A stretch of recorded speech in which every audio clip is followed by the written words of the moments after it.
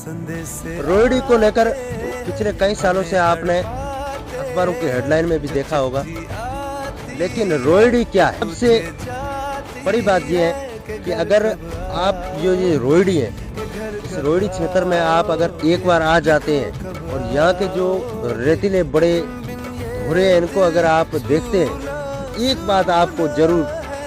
समझ में आ जाएगी कि समझ जाने से बेहतर है कि क्यों ना हम रोहिणी आए। अगर यहाँ पर तो अभी हाल फिलहाल कोई सरकार ने यहाँ की जो चीज़ें हैं उनको डेवलप नहीं किया है और ना ही यहाँ पर कोई परमिशन दी है। अगर सरकार चाहे और परमिशन मिल भी जाती है तो यहाँ के जो क्षेत्र में जितने भी युवा हैं उनको एक बहुत बेहतरीन रोजगार मिल जाएगा। रोजगार के 50 तरीके यहाँ पर खुल जाएंगे। सबसे पहला रोजगार होटल का हो जाएगा, उसके बाद जो छोटे मोटे बिजनेस हैं वो भी शुरू हो जाएंगे, चाहे वो कोई नाश्ते का कॉर्नर हो, किसी भी प्रकार की जो रोजगार है वो कहीं ना कहीं युवाओं को मिलना शुरू हो जाएगा। और इसका सबसे बड़ा मुख्य उद्देश्य ये रहेगा कि अगर युवाओं को यहाँ पर रोजगार मिल जाता है तो यहाँ इस क्षेत्र का जितना भी पलायन है वो रुक जाएगा। पिछले 10-12 सालों से लगातार हमने इस क्षेत्र को देखा है, यहाँ के युवा हैं वो रोजगार के प्रति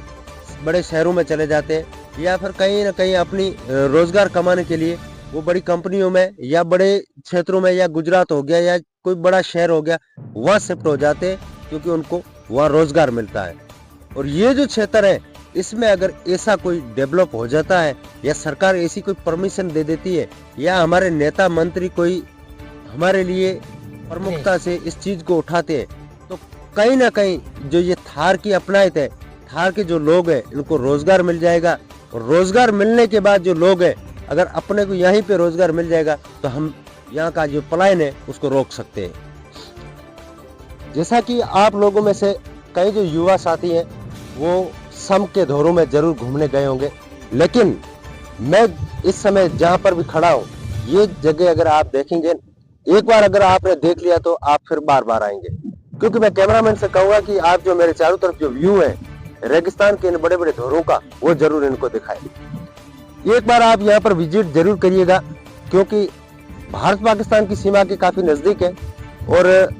ये जो क्षेत्र है इस क्षेत्र में आपको सुविधाएं जरूर कम मिलेगी, पर यहाँ पर अगर आप एक बार पहुंच जाते हैं तो फिर इस क्षेत्र में आपको बहुत बड़ा मजा आएगा। क्योंकि सम में जाने के बाद जो युवा है कहीं ना कहीं अपने आप को ठगे हुए महसूस करते हैं, लेकिन यहाँ पर अगर एक बार आप आ जाते हो तो फिर आपको ठगे या किसी भी तरीके की जो परेशानियां है वो भी यहाँ पर नहीं है। क्योंकि यहाँ के जो स्थानीय लोग हैं वो बहुत ही अच्छे इंसान है, वो आपके साथ